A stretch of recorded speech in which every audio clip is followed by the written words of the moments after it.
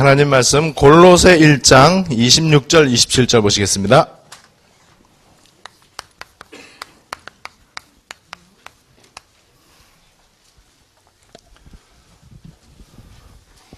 신약성경 골로새서 1장 26절 27절 두 절을 저와 여러분이 한 음성으로 같이 읽겠습니다. 시작. 이 비밀은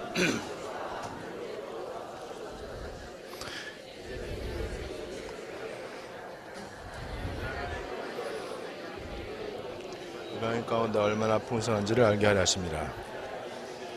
이 비밀은 아멘. 여기 보니까는 이 비밀이 만세와 만대로부터 감추어져 있었어요. 감추어져 있을 때는 아무도 모릅니다. 그러다가 어느 날 하나님이 주권적으로 이 비밀을 열으셨어요. 이 비밀을 열었다. 그게 뭐냐 하면은 계시라고 하는 거예요. 계시. 이 계시는 10개자 보일 시자거든요. 영어로 reveal, 드러내다 이런 뜻이에요. 하나님이 커튼으로 닫아놓은 것처럼 이 비밀을 감추어 놓았다가 어느 날 하나님의 때가 되매 주권적으로 커튼을 제껴서 열어서 보여주신 언약의 계시의 시간표 가운데 지금 저와 여러분들이 있는 줄을 믿습니다. 이거는 굉장히 중요한 거고요. 어쩌면은 이 말을 하면은 제가 전 세계 교회로부터 돌 맞아 죽을 수도 있어요. 그만큼 이거는 굉장한 말이에요. 그런데 오늘 성경에 27절에서는 뭐라고 되어 있느냐? 이 비밀이 바로 그리스도다 그랬어요. 이게 무슨 뜻이냐? 교회에서 제일 많이 말하는 게 예수 그리스도 뭐 제일 많이 말하죠. 불신자들도 숱하게 많이 듣는 단어 그리스도, 예수 그리스도 뭐 얘기하는데 그런데 이 그리스도가 비밀이에요. 어떤 사람은 예수가 그리스도이시다 이 말을 들었는데 그걸 이제서야 알았냐 이 바보들아 이렇게 말하는 사람이 있어요. 그거는 뭐 우리 기독교의 기초 중에 기초 아니냐. 실제로 신학교에서요. 신학을 공부할 때 조직신학이라는 게 있어요. 조직신학. 조직신학은 성경을 시스테매틱화 시킨 거예요. 그러니까 조직화시키고 학문화시킨 게 이제 조직신학인데 조직신학의 각 권 가운데 신론, 인죄론, 그다음에 구원론, 교회론, 직분론, 은사론, 봉사론 많이 있는데 그 가운데 기독론이라고 했어요. 기독론. 기독이 뭐냐면은 한자말로 기독을 그리스도라고 그래요. 이 그리스도를 한자로 기독이라고 그래요. 그래서 기독론 그러면 그리스도론이에요. 그리스도론이라는 게 조직신학이 있어요. 거기 내용에 가면은요, 그리스도 삼중직도 얘기하고 있습니다. 그런데 목사님들은 다 이제 이 조직신학을 공부를 단 한 명도 빠지지 않고 다 이제 공부를 하거든요. 그런데 그 그리스도를 듣는데 별로 감동이 없었어요.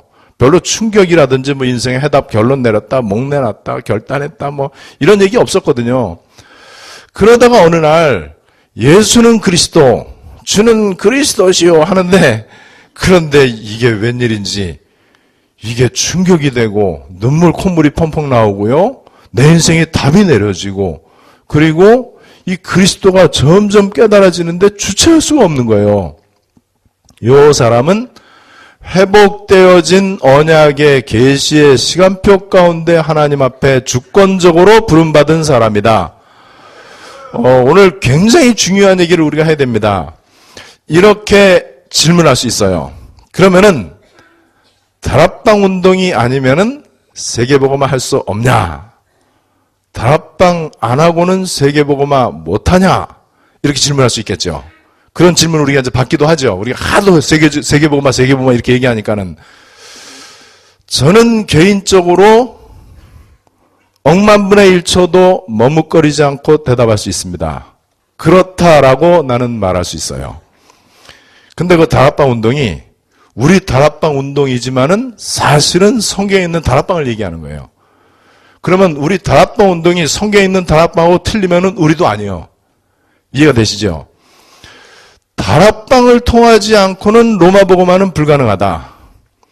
다락방에서 처음으로 공식적으로 우리 주님께서 약속하셨던 성령이 오순절날 강림했어요. 그때가 공식적으로는 처음입니다. 예수님의 약속 중에 약속이 성령이에요.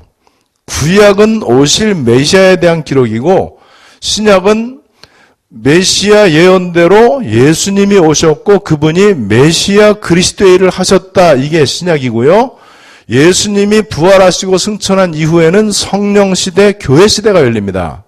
그래서 예수님이 십자가에서 죽으시고 부활하심으로 그리스도 사역을 이루셨어요. 다 이루었습니다. 우리의 구원에 조금도 문제가 없어요. 그게 완전 복음입니다. 그러면서 예수님이 하신 최고의 약속 중에 약속이 뭐냐? 내가 이제 하늘나라로 가지만, 하늘 보좌 우편에 가지만은 내가 다시 올 것이다. 그리고 내가 너희를 떠나는 게 유익하다. 그리고 영원토록 너희와 함께 하겠다. 그게 우리 주님의 최고 약속인데, 그렇다면은 예수님이 영원토록 우리와 함께하는 방법이 뭐죠? 성령으로. 보혜사 성령으로 함께하겠다는 거예요. 그러면 성령으로 함께하면은 어떤 일이 생기느냐? 사도행전 1장 8절. 사도행전 1장 8절이 생기는 거예요. 오직 성령이 너에게 임하시면 땅끝까지 증인 되리라예요. 그렇다면은 그 성령이 공식적으로 예수님이 약속하신 대로 처음으로 임한 곳이 어디냐? 그게 다락방이에요. 다락방에 성령이 임했는데 거기 모인 120명 무리 위에 모인 게 아니고 120명 각 사람에게 성령이 임했다고 그랬고 각 사람이 다 성령의 충만함을 받았다고 그랬는데 그때부터 어떤 일이 일어났느냐? 사복음서에서는 일어나지 않았던 사도행전에서는 드디어 현장을 가요. 그리고 공식적으로 예수가 그리스도 되시는 복음이 선포되고요. 그때부터 마가 다락방에서부터 교회가 시작이 됐는데 그때부터 이 교회가 확산되기 시작합니다. 그래서 마가 다락방에서부터 안디옥으로 마게도냐로 로마로 확산이 되어지고 그렇게 해서 실제로 사도행전적 로마 복음화가 이루어집니다. 물론 바울 사도는 AD 67년 또는 AD 64년이라고 하기도 해요. 순교를 하죠. 그리고 바울 순교 이후에 AD 313년, 정확히 말하면 246년 만에, 대충 말하면 250년 만에 로마 복음화가 되어지는데 어떻게 되어지느냐? 바울은 죽었는데 그 뒤에 제자들이 남았고 렘넌트들이 남았어요. 어느 날 로마 황제가 볼 때 기독교를 인정 안 하면 안 될 만큼 현장에 파고 들어가고 로마 복음화가 이제 된 거란 말이에요. 이 사도행전적 로마 복음화의 주체는 사도행전의 사람들이 아니에요. 성령이 주체이십니다. 그래서 성령 받은 사람들을 통해서 사도행전적 로마 복음화가 이루어지고 그 사도행전적 로마 복음화 속에서 하나님이 우리에게 세계 복음화할 수 있는 성경적 전도 전략 20가지를 허락하셨습니다. 그래서 이 다락방이 아니고는 로마 복음화는 안 된다. 다락방에 성령의 최초로 성령이 강림하시고 그 성령 받은 사람들을 통해서 사도행전 1장 8절이 성취된 것이 사도행전인데 그래서 다락방을 통해서만 된다. 바리새인들 안 돼요. 신학자들도 안 돼요. 아무리 믿음 생활 잘한다고 해도 그 당시에 다락방에 들어가지 않으면 안 돼. 다락방에 들어가야만 돼요. 다락방을 구경하거나 참고하거나 다락방을 연구하거나 그러면 안 돼요. 그런데 다락방에 들어가려면 죽어야 돼요. 생명 걸어야 돼요. 공동체로부터 이렇게 단절돼야 돼요. 그리고 이단 소리도 들어야 돼요. 그런데 하나님은 그 멤버들을 통해서 그 당시에 이 헬라 철학, 유대 종교, 바리새 사상, 로마 국가의 그 권력 싹 다 무너뜨립니다. 현장의 모든 종교, 우상, 문화 완전 다 개혁해요. 그러면서 생명건 제자들이 계속해서 이렇게 생겨나고 후대들이 이제 살아나게 되는데 좀 어쩌면은 거창한 말씀인 것 같지만은요. 오늘 여러분들이 이거를 좀 우리가 생각을 해야 돼요.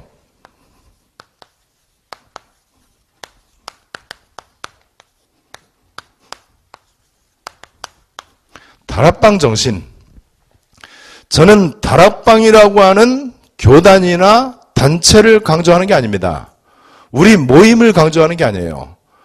우리 다락방의 최고 지도자, 전도자 유광수 목사라고 하는 한 개인을 강조하는 게 아니에요. 하나님이 어떻게 지금 이 시대에 회복되어진 언약의 계시의 시간표 가운데 유광수 목사님과 다락방 조직을 통해서 세계복음화를 이루시는지를 여러분들이 확인하셔야 돼요. 그거를 확인할 수 있다면요, 다른 거로는 안 된다. 아무리 믿음이 좋아도, 아무리 중심이 바르고 깨끗하고, 아무리 열정적으로 전도하고 선교하고 메시지해도 회복되어진 계시의 시간표 속에 있지 아니하면 안 된다. 그거를 제가 굉장히 좀 어쩌면은 엄청난 얘기지만은요, 실제적으로 성경을 보면서 아주 간단하게 제가 그림으로 좀 이렇게 연구를 좀 해봤어요. 하나님이 천지만물을 창조하셨어요. 창세기 1장 26절로 31절에 보니까는 인간을 하나님이 생명언약과 사명언약의 존재로 지으셨습니다. 인간은 생명언약이 있고 사명언약이 있어요. 그 생명언약이 하나님의 형상이고 사명언약이 생육번성 충만정복입니다. 생명언약이 그리스도고요, 사명언약이 하나님의 나라예요. 창세기 1장에서부터 그리스도 하나님 나라가 시작이 된 거예요. 그래서 이렇게 될 때 창세기 1장 31절에 보니까 보시기에 심히 좋았더라. 여기에 인간의 참 가치가 있어요. 인간의 참 가치는 생명과 사명이 있어야 돼요. 생명과 사명이 있는 그 인간을 하나님이 보시면서 보시기에 심히 좋았더라 그런 거예요. 근데 지금은 사람들이요, 생명도 없고 사명도 없단 말이에요. 영적으로 죽어 있으니까는. 그래서 하나님이 이 생명과 사명을 가진 인간을 언약적 존재, 영적인 존재, 임마누엘적 존재, 예배적 존재로 하나님이 지으셨어요. 하나님의 최고 걸작품으로 인간을 지으셨는데 그 인간은 밥 먹고 사는 존재가 아니고 언약적 존재고 영적인 존재고 예배적 존재고 임마누엘적 존재입니다. 그 인간의 가장 중요한 특징 가운데 하나가 하나님의 형상대로, 이게 생명언약이에요. 그리고 생육번성 충만정복, 이게 문화명령 내지는 하나님의 나라를 말하고 구체적으로는 전도 선교를 통한 세계복음화를 말하는 거거든요. 이거에 답이 있을 때 그 인간은 하나님 보시기에 심히 좋았더라. 여기에 인생에 참된 가치가 있고 여기에 인생에 절대적 행복이 있습니다. 자, 그런데 창세기 3장 사건이 터진 거예요. 이 창세기 3장 사건은 생명도 잃어버리고 사명도 잃어버리고, 그죠? 그래서 이 창세기 3장 사건 때문에 이 땅에 죄와 마귀와 지옥이라고 하는 영적 문제가 이제 시작이 됐단 말이에요. 그래서 하나님이 여기에서 주신 답이 창세기 3장 15절, 창세기 3장 21절, 이사야 7장 14절, 오실 메시아에 대한 언약을 주셨는데 이게 구약성경 전체의 주제입니다. 창세기 3장 사건 때문에 인간은 생명을 상실하고 사명을 상실하고 하나님의 형상을 잃어버리고 이 땅에서 수고와 고통 가운데 마귀의 종노릇을 하게 됐단 말이에요. 이 문제를 인간이 해결할 수 없기 때문에 메시아를 보내주겠다. 이 문제 해결할 메시아를 보내주겠다. 이게 구약의 예수님 오시기 이전의 언약, 줄여서 구약 그래요. 구약은 예수님 오시기 이전의 언약이란 말이에요. 약속이죠. 예수님 오시기 이전에 하나님의 약속이 뭐냐? 메시아 보내주겠다. 그래서 구약을 살았던 성도는 오실 메시아에 대한 언약을 붙잡으면 승리합니다. 그 오실 메시아에 대한 언약이 그림자로, 모형으로 또는 예언으로 이렇게 이제 보여준 거예요. 자, 그런데 이 언약을 계속 잘 붙잡은 사람이 가인과 아벨 가운데 아벨이에요. 그리고 여러 가지 있지만은요, 이삭과 이스마엘 가운데 이삭이 이 언약을 붙잡았고 야곱과 에서 가운데 야곱이 이 언약을 붙잡은 거예요. 다윗과 사울왕 가운데 다윗이 이 언약을 붙잡고요. 그 다음에 초대교회가 이 언약을 붙잡았습니다. 자, 그런데 가인, 에서, 이스마엘,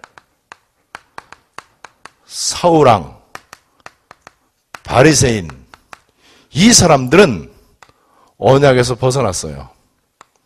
언약에서 벗어나서 그냥 그 길로 가는 거예요. 어디로 가는지는 몰라. 안 보이니까는. 왜냐하면 우리는 지금 이 길로 가고 있단 말이에요. 그냥 제가 이제 표로 만들어 놓은 건데 여러분들이 한번 생각을 해보셔야 되고, 이 시대 이 다락방 운동이 뭔지, 아까 우리 목사님들하고도 같이 이제 이렇게 차 마시면서 이제 그런 대화를 나눴어요. 얼마나 우리가 무자비하게 면직, 제명, 파직, 출교, 이 네 가지 단어가 우리 목사님들 다 그거 해당이 되는 거예요. 그래서 어떤 교단에서 목사님들은 또 파직 출교 당했대. 출교는요, 기독교 떠나라거든요. 출교, 나갈 출. 기독교 교. 지옥 가라는 얘기거든요. 지들이 뭔데 지옥 가라 그래요? 그럼 면직은 목사직을 아예 없애는 거예요. 그런데 참 이상하죠? 진짜 이단 있잖아요. 진짜 이단을 통해서는 한마디 찍소리도 못해요. 그런데 예수는 그리스도, 그것 때문에 와, 저는요, 그 노회 종교재판에 제가 참석을 했어요. 오라 그래갖고, 와, 살이 떨려. 얼마나 표정이 무시무시한지. 그러면서, 잠깐 마귀에게 쏘가서 다락방 유광수 이단에 빠진 거에 대해서 통회 자복하고 회개하는 참회문을 신문에 실으래요. 그리고 모든 다락방 자료, 테이프 이런 거 전부 다 불살라서 없애는 거를 사진 찍어서 증거로 제출하래요. 이상하죠? 좀 이상하지 않아요? 우리가 뭐 특별한 잘못을 하거나 아니면 뭐 굉장히 뭐 큰 일을 저지르거나 그냥 진짜 이단들에 빠지거나 그것도 아니고 정말 그야말로 이제 목사 양심에 그리스도 깨닫고 그동안 생각도 안 하고 있었던 현장의 이 어마어마한 비밀들을 알고 너무 기쁘고 감사한데 어쨌든 그렇게 해갖고 이 수많은 목사님들 500여 명 목사님들이 그렇게 면직, 제명, 출교, 파직을 당했습니다. 창조 이후에 없었던 일인데 왜 그런 일이 일어났느냐? 계속해서 하나님의 언약의 노선대로 가면은 사탄 마귀 나라는 박살이 나요. 그런데 그동안 좀 이따 이제 말씀을 드릴 텐데 그동안 한국교회, 세계교회가 마귀가 볼 때는 너무 괜찮게 잘 가고 있는 거예요. 왜 잘 가고 있냐? 마귀 나라에 그다지 피해가 안 돼. 그다지 마귀 나라에 위협이 안 돼. 오히려 사탄 마귀 나라에 굉장히 좀 도움이 돼. 돌 맞을 일이죠. 돌 맞을 말을 내가 얘기하는데 근데 할 수 없습니다. 좀 심한 말을 하더라도 여러분들이 잘 한번 들으셔야 돼요. 이거는 해야 된다 말아야 된다 그런 차원이 아니고요. 우리 삶의 이유고 우리 생명이고 존재 이유예요. 이거 말고는 진짜 할 게 없어요. 여러분 다락방 운동이 뭔지에 대해서 정말 이 정통성과 언약 시간표 속에서의 가치 발견이 된다면은 그렇다면은요. 이거 해도 되고 안 해도 되고가 아니에요. 우리 양심에 이거 말고는 진짜 살 이유가 없다. 저는 오늘 그거를 얘기하고 싶고 우리 재직분들이 이 비밀을 깨달으면요 교만해지는 게 아니에요. 우리가 남을 정죄하거나 무시하라는 얘기가 아니에요. 진정한 감사가 넘쳐나고요. 진정한 감격이 막 넘쳐나고요. 확신과 자부심이 생깁니다. 그리고 실제로 이 언약이 깨달아지니까는요 하나님의 역사가 시작이 되는 거예요. 그렇다면 이 회복되어진 언약의 시간표 가운데 어느 날 예수는 그리스도 외치기 시작을 했단 말이에요. 우리는 죽자 사자 오직 예수는 그리스도 맨날 예수는 그리스도 얘기하잖아요. 이게 여러분 될 것 같습니까? 아니 같은 말 하는 것도 어느 정도지 어느 정도 것이지 어떻게 25년을 줄기차게 맨날 쉬지 않고 예수는 그리스도 얘기할 수 있냐 말이죠. 그거는 간단합니다. 우리 줄기차게 목마르면 물 마시거든요. 줄기차게 우리는 숨 쉬고 밥 먹어요. 밥 어제 먹었다고 오늘 굶고 그러지 않아요. 죽을 때까지 우리는 밥 먹고 물 마시고 숨 쉬어요. 그것보다 더 중요한 게 그리스도입니다. 그래서 줄기차게 그리스도 말할 수밖에 없는 거예요. 뭐 어쩌다가 우리가 뭐 목마르면은 게토레이도 마시고 포카리 스웨트도 마시고 뭐 다 하죠. 그런데 물 마셔야 되는 거예요. 옛날 원시인 때도 H2O 물을 마셨고 현대인도 물을 마시는데 그 H2O 성분이 변하지 않는 거예요. 생명과 직결되는 것은 세월이 지나가도 변하지 않습니다. 그리스도만큼의 생명이 없잖아요. 그리스도는 생명 그 자체란 말이에요. 자, 어쨌든 이렇게 해갖고 구약이 진행이 되고, 구약은 철저하게 오실 메시아에 대한 이 약속이에요. 메시아 보내줄게. 못 알아들으니까는 그림자로, 모형으로. 그게 바로 노뱀이라든지 방주라든지 유월절 피제사라든지 성막이라든지 또 구약에 있었던 선지자들, 왕들, 제사장들, 이 사람들이 오실 메시아에 대한 그림자고 예표고 모형이란 말이에요. 그래서 구약을 살았던 성도들은 그림자 언약만 붙잡으면 완전 승리합니다. 그림자 언약이라도 붙잡은 그 사람들은 가나안 땅 정복의 주역이 됩니다. 그래서 구약의 언약이 그리스도고요. 구약의 가나안 땅이 세계복음화거든요. 사도행전적 로마복음화에서 로마에 해당이 된단 말이에요. 자, 이렇게 해서 드디어 구약이 이렇게 진행되고 얘네들은 그냥 가고 비언약 뭐 가든지 말든지 어디론가 가요. 얘네들은 어디론가 가고 가인, 에서, 이스마엘, 사울, 바리새인 이 사람들은요. 교회를 안 다닌 게 아니에요. 지금으로 말하면 이 사람들이 다 교회를 다녔고 가인 같은 경우 제사를 다 드렸고 예배를 드렸고 야곱과 에서도 쌍둥이 형제인데 또 사울왕과 다윗왕도 같은 시대 사람이고 이삭과 이스마엘도 형제잖아요. 그런데 한쪽은 언약의 노선에 있고 한쪽은 비언약의 노선이 있습니다. 하나님이 야곱은 사랑하고 에서는 미워하였다 그랬죠. 그게요 굉장히 중요한 말이에요. 하나님이 왜 야곱을 사랑하고 에서를 미워했습니까? 야곱 속에 못된 게 많은데 야곱은 언약 아니면 죽는다. 이 답이 있는 사람이에요. 에서는 아무리 훌륭한 면을 갖고 있어도 비언약의 노선 가운데 있는 사람이에요. 그래서 하나님은 지금도 야곱은 사랑하고 에서는 미워하는데 이게 하나님의 절대 주권이에요. 지금도 하나님은 언약의 라인, 언약의 노선 속에 있는 사람들을 통해서 세계복음화를 이루고 계십니다. 주권적으로 그렇게 하고 계시는 거예요. 자, 이렇게 해서 드디어 때가 되매 예수님이 오셨어요. 이 예수님은 어떻게 오셨느냐? 요한복음 1장 14절로 오신 거예요. 말씀이 육신이 되어 우리 가운데 거하시며 우리가 그 영광을 보니 아버지의 독생자의 영광이요 은혜와 진리가 충만하더라. 자, 말씀이 육신을 입고 이 땅에 온 분이 예수님인데 그 말씀이 뭐냐 말이에요. 이 말씀이 메시아 보내주겠다고 하는 그 말씀입니다. 메시아가 아니면은 인생은 창세기 3장 문제 해결할 수가 없다. 구원받을 수가 없다. 인간의 그 어떤 노력과 방법으로도 창세기 3장 문제 해결할 수 없다. 그래서 내가 메시아를 보내줄게 라고 하는 그 말씀이 육신을 입고 왔다. 그래서 여러분들이 그 요한복음 1장 14절 많이 이제 얘기하잖아요. 한자로도 얘기하잖아요. 말씀 도자 쓰고 이룰성자 쓰고 도성 인신. 말씀이 인간의 몸을 입고 왔다. 그분이 예수님이에요. 예수님은 그냥 오신 게 아니고 구약에 오실 메시아 약속에 대한 성취로 오신 분이다. 그렇다면은 예수님은 당연히 이 땅에 오셔갖고 어떤 일을 하시느냐? 마태복음 16장 16절과 요한복음 19장 30절과 마태복음 1장 21절 이 일을 하셔야 돼. 예수님은 구약에 하나님께서 약속하신 메시아 언약을 이루시는 일을 하셔야 되는데 그래서 메시아하고 그리스도는 똑같은 뜻이잖아요. 예수님은 메시아 그리스도의 일을 하셔야만 됩니다. 마태복음 1장 21절 아들을 낳으리니 이름을 예수라 하라. 이는 저가 자기 백성을 저희 죄에서 구원할 자입니다. 예수님은 구원자 일을 하셔야 돼. 구원이 뭐죠? 창세기 3장 문제 해결되는 거. 죄와 사탄과 지옥 문제 해결되는 거. 그리고 예수님은 요한복음 19장 30절에서 다 이루었다 그랬는데 뭘 다 이루었냐? 구약의 언약을 다 이루셨다.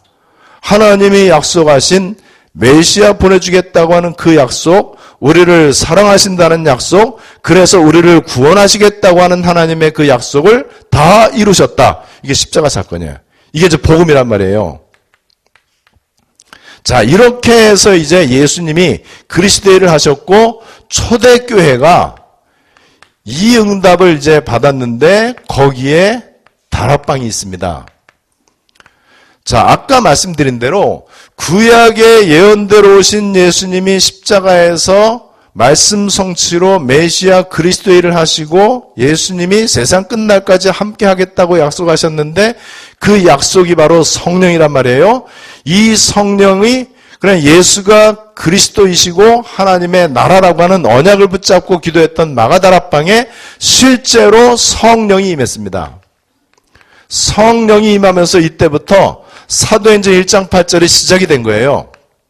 오직 성령이 너에게 임하시면 너희가 권능 받고 땅끝까지 증인 되리라 그랬는데 이게 마가다락방에서부터 시작이 됐고 이게 바로 교회의 시작이고 정확히 말하면요 하나님 나라의 시작입니다.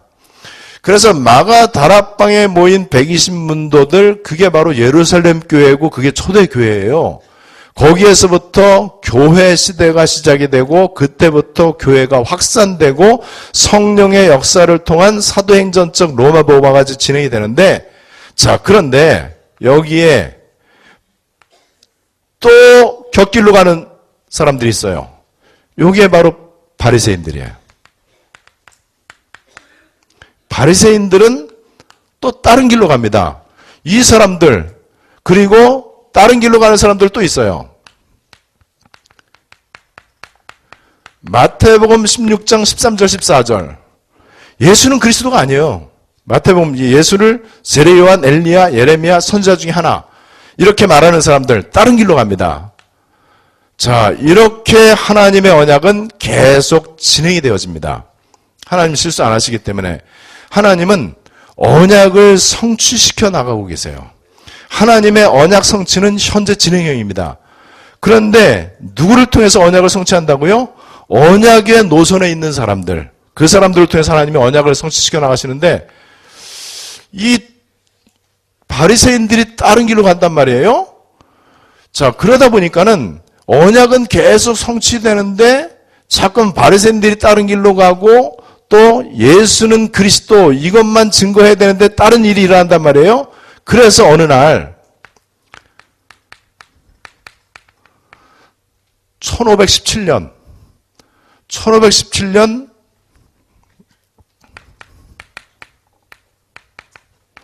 마르틴 루터를 통해서 종교 개혁이 일어납니다. 자, 마르틴 루터를 통해서 종교 개혁이 일어나면서 하나님의 언약이 또 지켜져요. 그런데 여기에서 우리는 그래도 계속 가겠다. 이게 바로 천주교예요, 천주교. 천주교 지들이 큰 집이고 우리 작은 집이라고 하는데 아니에요. 쟤네들은 큰 집도 아니고 작은 집도 아니고 다른 길이야, 다른 길. 천주교는요, 기독교의 사촌이 아니에요. 천주교는 기독교하고 틀린 이교예요, 이교. 기독교 계통이라고 보면 안 돼요. 이교예요. 여러분 바리새교가 이교지 저거는 아니에요. 이단도 아니니까 이교라니까요.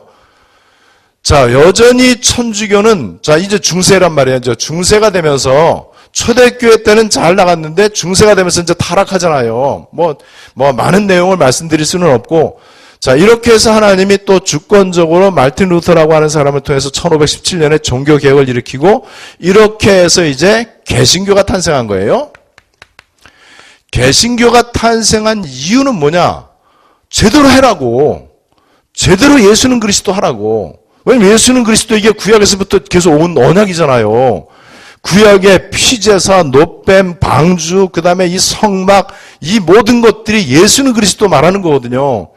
그런데 저 천주교에, 그 당시에는 천주교 하나밖에 없으니까는 중세 교회가 너무 타락하고 너무나 비성경적으로 가고 너무나 언약의 노선에서 이탈하기 때문에 종교 개혁이 일어납니다. 종교 개혁이 일어나서 개신교가 탄생했어요.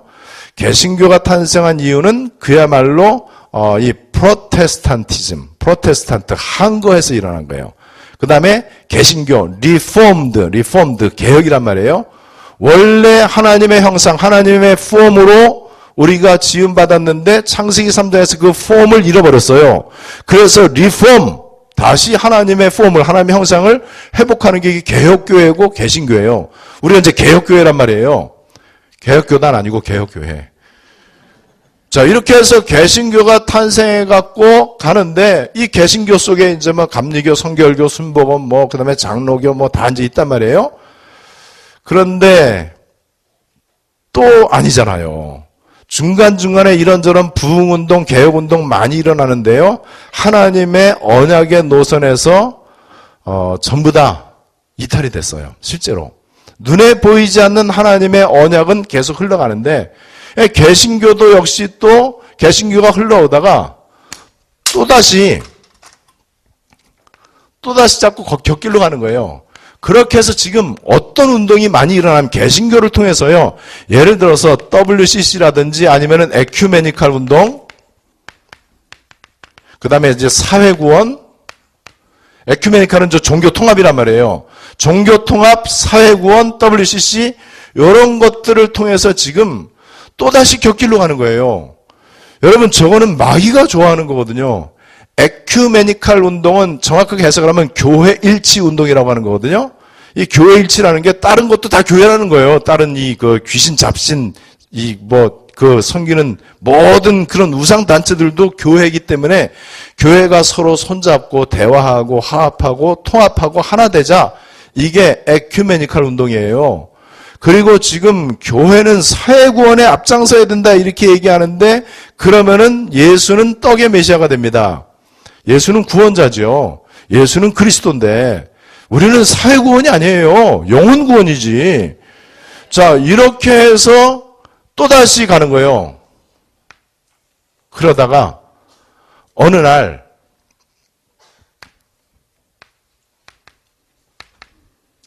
(1990년쯤) 다락방 운동이 시작이 됩니다. 어느 날 그렇게 된 거예요. 그리고 하나님은 여기에 유광수라고 하는 이분을 통해서 주는 그리스도시요 살아계신 하나님의 아들이시니다, 이거를 외치기 시작을 했어요. 하나님의 주권입니다. 유광수 목사가 하나님이 주권적으로 세우신 전도자가 맞냐라고 물어본다면 저는 맞다라고 대답할 수 있습니다. 왜 그분을 우리가 따라가느냐? 저는 지금도 유광수 목사 만나면은요, 사인 받아요. 그리고 어떤 때는 사진도 찍고, 그래갖고 사인 받은 거 그거 우리 교회 바자회에서 내가 경매로 내놔요. 되게 비싸게 팔려요. 왜 그러느냐? 제가 솔직히 유광수 목사님하고 딱 비교하면은요, 꿀릴 거 하나도 없어요. 일단 내가 키는 어마어마한 장신이고, 나이도 꽤 젊고, 그리고 그분이 나보다 잘하는 거는 별로 없는 것 같아요. 나는 그분보다 영어도 잘하지, 중국어도 잘하지, 일본어도 잘하지, 불어도 잘하지, 독일어도 잘하지. 그분은 나보다 잘하는 게 글씨 하나 좀 잘 쓰는 거, 유도 잘하는 거, 그 외에는 뭐 내가 운동도 잘하지, 그 다음에 솔직히 마스크도 더 그렇지. 근데 저는요, 그분 만나기로 약속을 하잖아요? 며칠 전부터 막 설레, 진짜로. 내가 꿀릴 게 없는데, 나는 설레고요. 그분 보면은요, 너무 기분이 좋은 거예요. 잠이 안 올 정도로. 그리고 내가 그분한테 진짜 지금도 사인 받고요. 늘 사진 찍으려고 한다니까는요. 사진 찍은 거 내가 자랑스럽게 막 올리고 막 교인들한테 자랑하고 막 그래요. 그럼 그것도 막 퍼가고 막 그래요, 교인들이요. 왜 그러느냐? 유광수 목사님이 설교학적으로 볼 때 그분의 설교는 C학점에 해당돼요. 설교학적으로 볼 때. 그리고 목회학적으로 볼 때 그분은 목회자가 아니에요. 목회자로서의 그런 게 없어요. 그리고 그분의 메시지를 들어보면은요, 맨날 사도행전 1장 8절만 써놓고 사도행전 1장 8절 얘기도 안 해. 그리고 노트 필기 하려고 그러면은 막 쓰다 보면은, 또 써봤구나. 맨날 요리 돌리고 저리 돌리고 한 얘기 또 하고 그냥 맨날 그 얘기야. 그런데 이상하죠.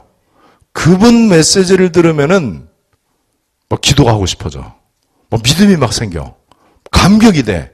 확신이 막 생겨요. 현장 가고 싶어요. 요게 아주 중요한 포인트입니다. 가장 중요한 거. 이상하게 그분을 통해서 선포된 말씀은 성취되어져요. 여러분, 대전에 장모모 목사님이라고 되게 웃기는 목사님 계세요. 그분은요, 웃기기만 하는 게 아니에요. 내용 되게 좋아요. 내용이요, 거의 복음에 가까워. 복음에 가까우면 지구 망하는 거거든요. 복음이라 해야 되지. 근데 어쨌든 복음에 되게 가까워. 제가 알고 있는 훌륭한 목사님들 가운데, 유명한 목사님들 가운데요, 그래도 이분이 복음에 제일 가까워. 의외로 가까워요. 이제 긴은 아니에요. 긴 거는 아닌데 하여튼 되게 가까워. 99.99% 가까워도 지금 멸망해요. 복음은 복음 그 자체라야만 되거든요. 자, 근데 이제 그분 이제 욕되게 하려고 하는 게 아니고 그분 칭찬이죠. 99.9%가 누가 있어요. 여러분들은 100%예요. 우리는 형편없는 존재지만은 왜 이 말씀을 드리느냐? 그분 설교 들으면 일단 되게 웃겨. 속이 시원해. 메시지 은혜돼. 어떤 때는 눈물도 나와. 막 너무 막 감격이 돼. 너무 기분 좋아. 영적 문제 해결은 안 됩니다. 이해가 되셔야 돼. 현장 가야 되겠다. 이 마음이 생기진 않아요. 그냥 은혜 되는 거예요. 그냥 은혜 되고 뭐 좀 말하면 영적인 카타르시스 그 정도는 돼요. 그런데 여러분 세계 최고로 설교 잘하는 분들 그리고 아주 그냥 주옥 같은 명설교를 남긴 분들 지금 현존하는 분들 가운데 가장 훌륭한 목사님들 그분들 설교 들을 때 여러분들 집안의 저주가 해결될 것 같습니까? 여러분들 속에 계속 내려왔던 영적 문제 해결되는 게 느껴지세요? 느껴지지 않습니다. 영적 문제 있는 줄도 모릅니다. 영적 문제 말하지도 않습니다. 그리고 현장에 대한 주님의 애통하는 탄식이 내 가슴에 느껴집니까? 그런 거 없어요. 정말 후대 랩런트 살려야 되겠다? 아니죠. 지 자식만 잘 되면 되죠. 교회, 주일학교 애들 잘 되면 되는 거지. 그리고 훌륭한 사람 많이 나오면 된다라고 생각해요. 아니에요. 여러분 어떤 설교를 들어도 이거는 편견이나 이런 걸 떠나서 실제로 제가 유명한 목사님들 우리 뭐 다 들어봤지 않습니까? 다 들어보고 다 하고 또 가보기도 하고 연구도 하고 다 해봤잖아요. 더군다나 목사님들은 이 뺏기기의 명수들이거든요. 유명한 목사님들과 다 뺏겨보고 다 해봤는데 그런데 내 인생에 그리스도로 답이 내려진 적은 없어. 그리스도 언제든지 죽을 때까지 그리스도만 말해야 된다. 그리스도만이 이 땅에 필요하다. 그런 생각이 든 적이 한 번도 없어요.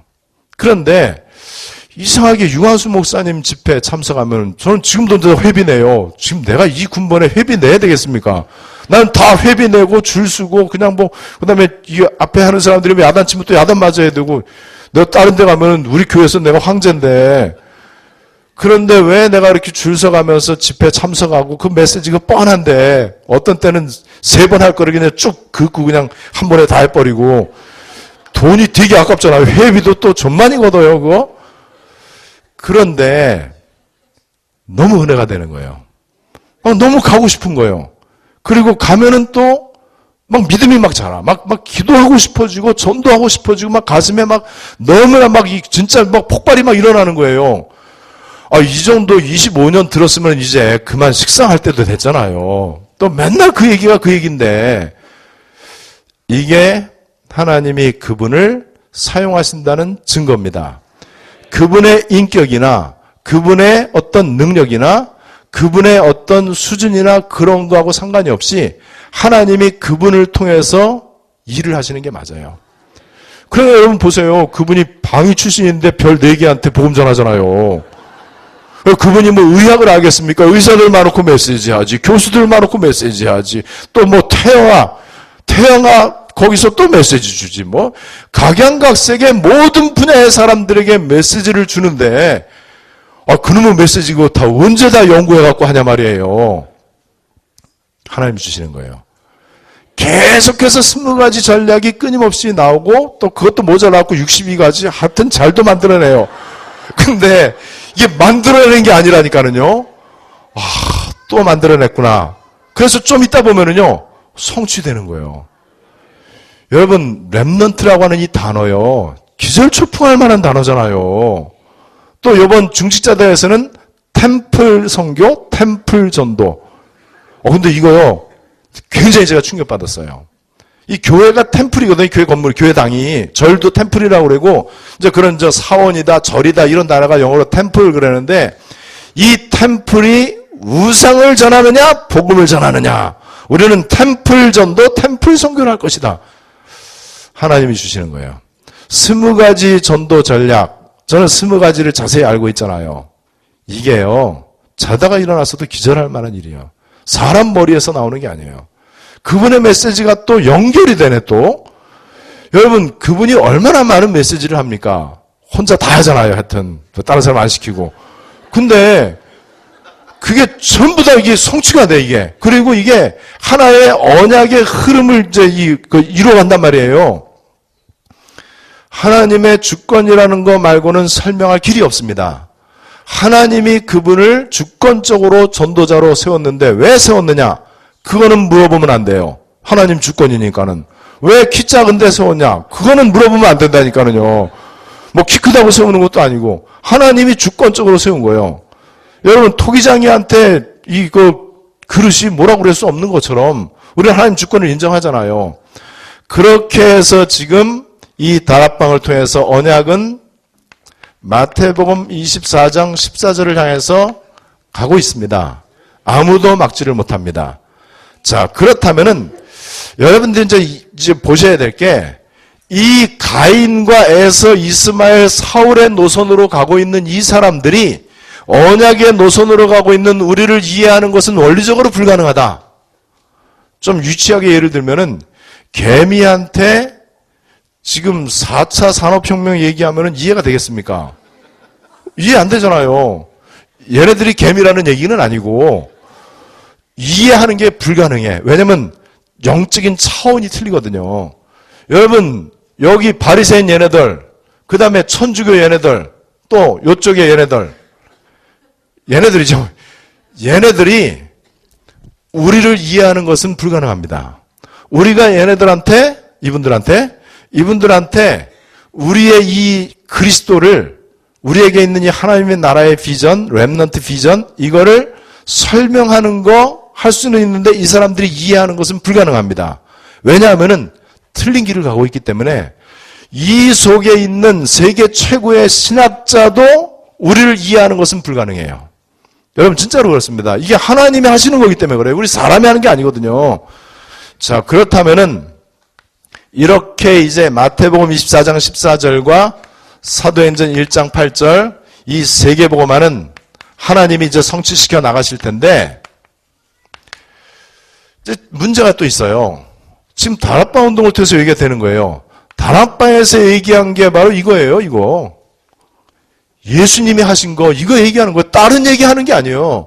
이 다락방에서부터 성령이 시작됐고 하나님의 나라 교회가 시작됐고 사도행전 쪽 로마복음화가 시작됐다는 거 이거를 말하는 게 지금 우리예요. 우리가 지금 이거 말하는 거거든요. 맨날 얘기하는 게. 그래서 사도행전 1장 1절 3절 138 뭐 아까 뭐 138 우리 목사님도 얘기하더라고요. 138이 중요하다고. 내가 138이 왜 중요한가 그랬더니 138이 다 하트에서 광이더라고요. 그게.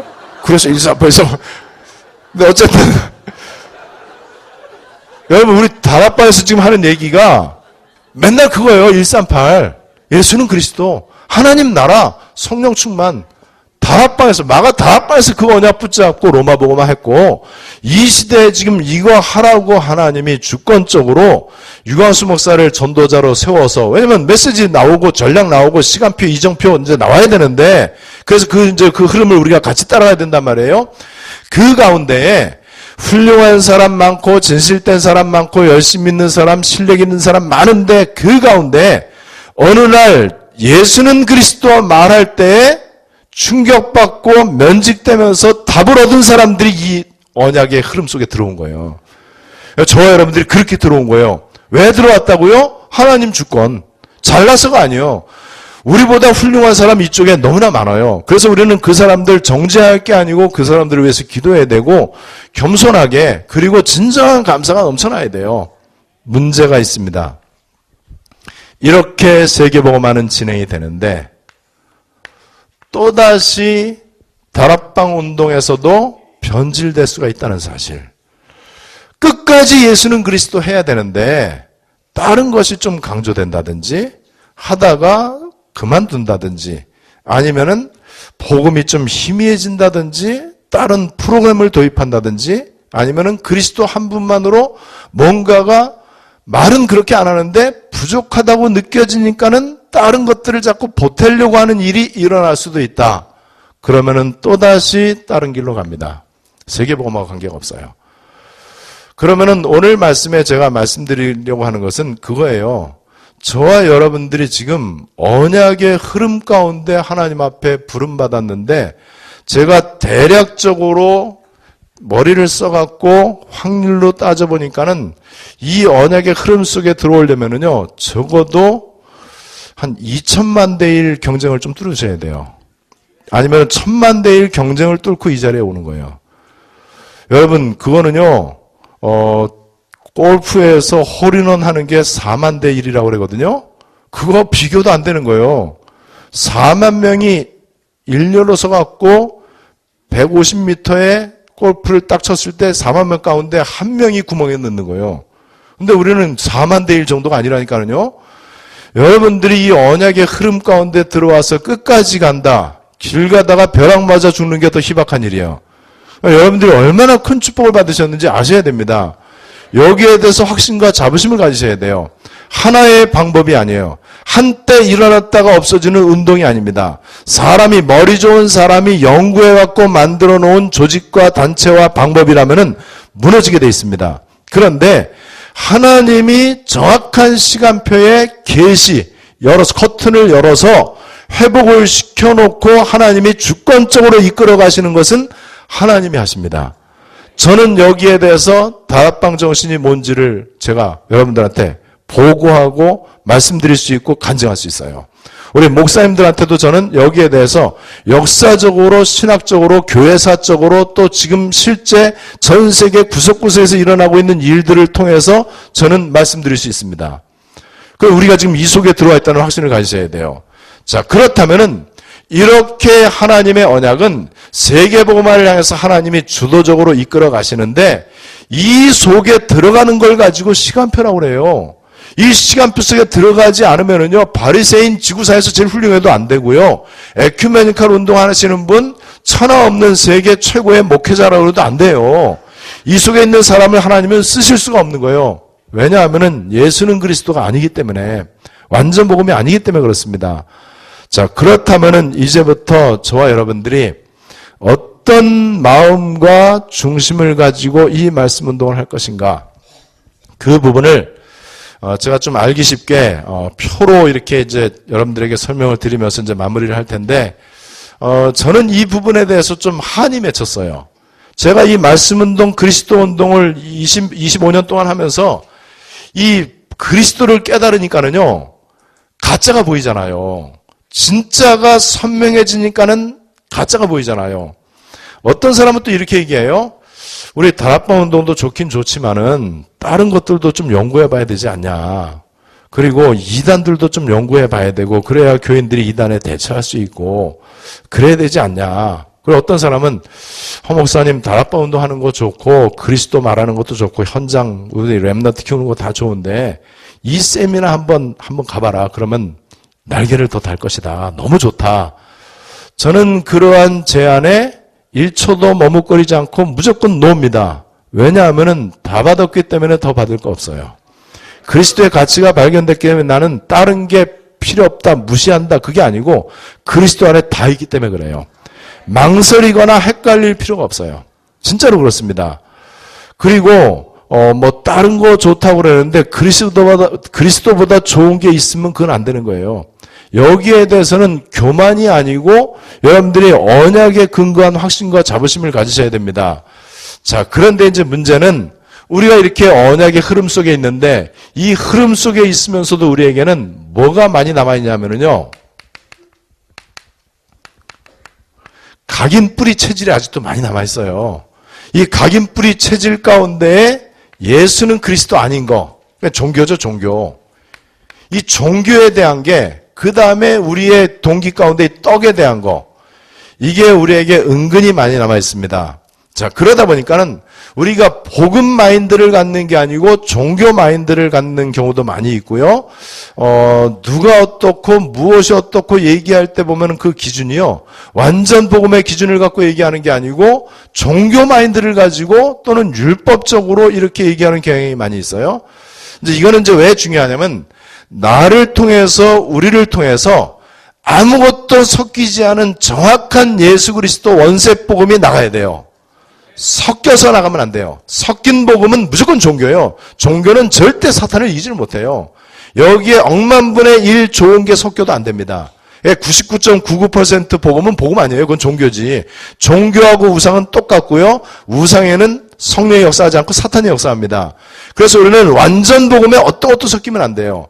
그러려면은 우리의 중심과 우리의 말과 행동과 모든 판단하는 거, 그 다음에 행동하는 거, 모든 것들의 기준이 완전 복음이 돼야 되는데, 그걸 갖다가 이제 복음 마인드라고 하고 다락방 정신이라고 하거든요. 예를 들어 보겠습니다. 인간의 의가 100점 만점에 100점이 되면은요, 이 사람은 의인이고 구원받은 사람이에요. 의인이다 이 말은요, 조금 더 흠이 없는 거예요. 100점 만점 100점이에요. 이걸 구원이라고 그래요. 자, 요 기준으로 볼 때 사람들의 삶이라는 게 있죠. 그 다음에 종교는 율법의 기준을 하고 있고 복음은 언약의 기준을 두고 있는데 잘 한번 여러분들 들어보셔야 돼요. 이게 신학자들이 이거 알아야 되고 목사님들이 알아야 되고 이 전 세계 선교사들이 이거 알면 끝나는데 얼마나 제가 지금 쉬운 얘기를 하는지 한번 보세요. 어떤 사람은 100점 만점에 너무너무 훌륭하고 너무나 모범적이기 때문에 95점이야. 굉장히 훌륭한 분이죠. 어떤 사람은 80점. 80점도 굉장히 훌륭하죠. 어떤 사람은 그럭저럭 살아가. 60점. 어떤 놈은 깡패, 사기꾼, 양아치, 이런 도둑놈, 이런 놈들. 요놈들은 40점. 더 나쁜 놈 있어. 조두순, 김정은, 세월호 선장, IS. 요놈들 사람 죽이고, 그 다음에 아동 성폭력하고 조두순 같은 놈들. 이런 놈들. 요놈들은 10점에 10점, 100점 만점에. 사람 따라서요, 삶의 수준이 위로 올라갈수록 훌륭한 사람. 그죠? 밑으로 내려갈수록 나쁜 놈. 훌륭한 사람은 나라에서 막 상도 주고, 나쁜 놈들 때문에 경찰서도 있고, 교도소도 있고 그런 거예요. 이게 이제 사람 따라서 이제 다 이제 각자 이렇게 이제 훌륭한 사람도 있고, 나쁜 사람도 있고 이렇단 말이에요. 종교는 뭐냐?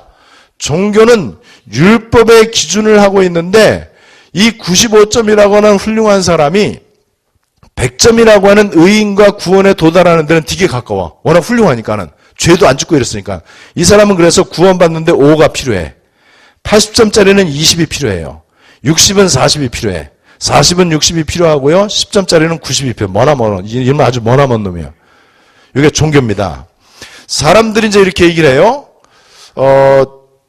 요즘 내가 믿음이 떨어졌어. 내가 믿음이 나빠졌어. 그럼 이렇게 됐다는 얘기야. 그죠? 믿음이 떨어졌다 이 말은 몰래 술, 담배하고 그 다음에 믿음이 떨어졌어. 기도 수첩 빼먹고 그 다음에 예배도 빼먹고 헌금 빼먹고 그 다음에 못된 짓 하고 이러면 이제 믿음이 떨어진 거예요. 이제 형편없이 이제 못된 짓 하고 막 이렇게. 믿음이 떨어지면 어떤 느낌이 드느냐? 뭔가 찜찜하고 불안해. 그러다가 이래서는 안 되지. 내가 하나님 앞에 얻어 터지지. 정신 차려야 되겠다. 그래서 믿음이 다시 올라가요.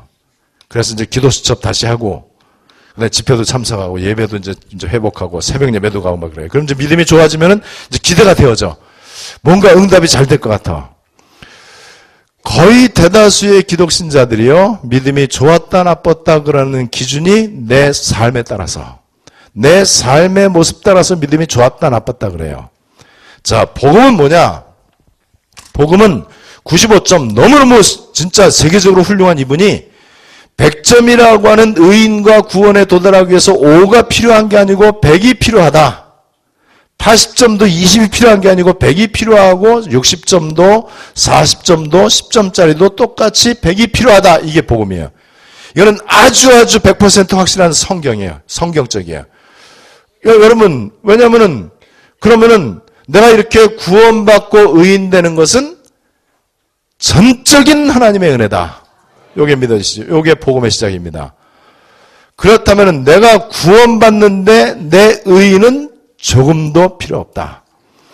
세상적으로 볼 때는 훌륭한 사람, 나쁜 놈 있지만은 하나님 볼 때는 모두 다 빵점이다. 진짜입니다. 그죠? 어느 정도 빵점이냐? 지옥에 가야 되고 사형에 해당되는 빵점이다.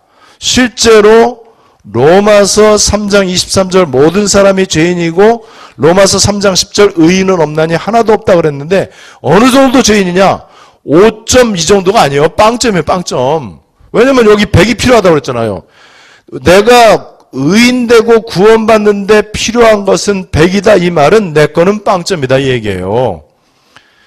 현자에서 가늠하다가 어떤 여자가 바리새인들한테 끌려왔어요. 그죠? 이 바리새인들 하는 일이 그거거든요. 현자에서 가늠하는 여자는 몰래 하는데 그걸 귀신같이 하라는 게 바리새인이야 하여튼. 그래가지고 끄집어서 저기 왔어. 현행범을. 그래갖고 이제 예수님 골탕 먹이는 질문하죠. 예수님 이런 여자 돌로 쳐 죽이라고 했는데 어떻게 할까요? 예수님한테 몰라서 물어보는 게 아니고 예수님은 예스라고 대답할 수도 없고 노라고 대답할 수도 없어요. 그죠? 예스라고 대답하면 죽여라 그러면은 예수님이 사랑인데 안 되잖아요. 그러면 죽이지 마라 그러면 율법 어기는 게 되잖아요. 이때 예수님이 뭐라고 그러셨는지 여러분들 아시잖아요. 너희 중에 죄 없는 자가 돌로 치라 그랬어요. 그 말이 뭔지 아세요? 바리새인 니네들은 95점, 80점이라고 생각하고 저 여자는 40점, 10점이라고 생각하는데 실제로는 니네들도 빵점이고 저 여자도 빵점이다. 똑같은 빵점이 어떻게 똑같은 주제에 정죄하냐 이 얘기예요. 이거 알아들으면 돼요. 여러분 맞잖아요. 지구상에서 제일 훌륭한 사람하고 제일 악질하고 증거를 하나 대볼까요? 예수님 십자가 달리실 때 예수님 오른쪽 강도 구원 받았어요? 못 받았어요? 구원 받았죠. 오늘 네가 나와 함께 낙원에 있으리라. 구원 못 받고 어떻게 낙원에 예수님과 함께 있어요? 구원 받았죠. 그 사람 몇 점인지 알아요? 이 사람 희대의 살인마예요. 지금 현재 사형 집행 당하고 있는 중이에요. 10점짜리 10점짜리. 이 10점 악질 살인 강도 사형 당하고 있는 이 살인 강도 이 사람 구원 받았어요. 몇 점 됐어요? 100점 됐어요. 바리새인들 몇 점 됐어요? 여전히 빵점이야. 100점 아니면 빵점입니다. 왜 이게 중요하냐? 종교 생활을 하면은요, 베드로전서 5장 8절에 보니까는 너희 대적 마귀가 우는 사자와 같이 두루다니며 삼킬자를 찾는다고 그랬어요. 마귀가 누구 찾아다니는지 아세요? 왔다 갔다 하는 사람. 그래서 내가 40점 됐어. 마귀가 딱 신방 오는 거야. 딱 와갖고 야 네가 40점 너 아냐? 너 40점이라는 거? 네가 40점 주제에 중직자, 렘넌트, 세계보고마 웃기지 마라. 마귀가 율법의 잣대를 들이대고 정죄를 하는 거예요. 그러면 대다수의 사람들은 내 꼬락서니를 보니까는 맞거든요. 맞다. 나 같은 게 무슨 세계보고마냐. 무슨 뭐 RUTC고 뭐 성전건축이고 뭐 렘넌트고 뭐 나 같은 놈이 내가 이렇게 이중인격적으로 이랬어야 되겠냐. 나 같은 놈은 교회도 가지 말아야 돼. 이게 종교입니다. 종교. 여러분 이 형편없이 살다가 어느 날 교통사고 꽉 났어. 그러면 내 이럴 줄 알았어. 내가 하나님이라도 나 같은 놈 벌을 줬을 거야. 다 율법으로 생각을 해요. 교회에 누가 어려운 일을 당했어요. 저 봐라 저 장로가 돼갖고 저러니까 하나님이 벌 줬지. 전부 다 율법의 시각을 가지고 뭐가 어떻고 누가 어떻고 아닙니다. 우리는 똑같이 빵점이고 똑같이 100점이야. 100점 된 똑같이 100점 됐는데 하나님의 전적인 은혜로 그리고 예수 그리스도의 보혈의 공로로 내가 100점 되고 구원받았어요. 자, 그렇다면은 여기에서 우리는 이 기준을 가지고 봐야 됩니다. 내가 구원받고 은혜받고 내가 이 시대에 세계복음화 언약 가운데 들어온 데에는 내 잘한 게 아무것도 없다. 내 본 모습은 주잡스럽기 짝이 없고 나는 빵점이다. 그런데 어쩌다 보니까 여기 들어온 거다. 요 마음을 다 갖는다면은요, 우리는 뭐가 어떻고 삐지거나 섭섭하거나 시험 들거나 그럴 필요가 없어요. 저는 이 사실을 알고부터 아무도 정죄하지 않습니다. 그리고 아무도 함부로 말하지 않습니다. 천하 없는 추잡한 죄를 지어도 나도 똑같다라는 것을 나는 인정합니다. 그렇게 되니까 어떤 일이 생기느냐? 내가 이제 무슨 말을 하잖아요. 제가 우리 렘넌트한테 이제 말을 하는데 내가 무슨 말을 하더라도 내가 복음이 되면은 복음이 나가요. 책망을 해도 복음이 나가. 야단을 치는데 살아 얘가. 그런데 내가 이 종교 속에 있으면 어떻게 되는지 아세요? 맨날 예수는 그리스도 하면서 나에게 종교 마인드가 많이 남아있어요. 좋은 일, 좋은 말을 해줘도 상대편은 변화가 안 돼요. 그리고 굉장히 잔소리로 들려요. 그리고 굉장히 그거를 싫어해요. 여러분, 사람은 그 부분에 굉장히 정확합니다. 그러면 나로부터 정확한 복음, 예수는 그리스도, 이것이 이제 나간단 말이에요. 우리 1, 2, 3강 메시지를 다 요약을 해보면은요. 그렇게 해서 진짜로 나에게는 예수는 그리스도 맞아. 그리고 내가 진짜로 예수는 그리스도 고백하고 인본주의 안 쓰고 정말 내가 오직 주만 바라보고 이렇게 했어요. 그리고 이 언약의 흐름 가운데 확신과 자부심을 가지고 나에게 진정한 감사 감격이 넘쳐나. 그러면은요, 감사하게도 시간 부족합니다. 모든 사람을 복음의 관점에서 대할 수 있어요. 모든 사람을 복음의 시각으로 바라볼 수 있고요. 복음으로 그 사람을 대할 수 있습니다. 그러면은요, 상대편이요, 나 때문에 살아요. 치유받습니다. 은혜 받고요, 힘을 얻고 이 사람이 같이 언약 속에 들어오는 거예요. 지금 우리 이 언약의 흐름, 우리 단체 속에 지금 제가 우려 섞인 말씀드린 모습이 많이 있을 수 있습니다. 우리 여러분들 개개인도 그렇고 모임에서도 그렇고 뭐 심지어는 또 뭐 이 같은 어떤 이 사역을 하면서도 심지어는 같은 선교사들끼리 목사님들끼리도 이제 그럴 수가 있단 말이에요. 이런 부분을 마귀가 굉장히 좋아하는 겁니다. 그런 모습이 나타나면 나타날수록 또다시 우리는 종교로 곁길로 가게 돼 있어요. 언약의 흐름은요, 내가 완벽해라는 거 아니잖아요. 언약의 흐름은 완전 복음이라 해야 돼요. 다른 거 섞이면 안 된단 말이에요. 그래서 제일 중요한 현장은 나 자신입니다. 세계복음 하는데 가장 중요한 현장, 나 자신.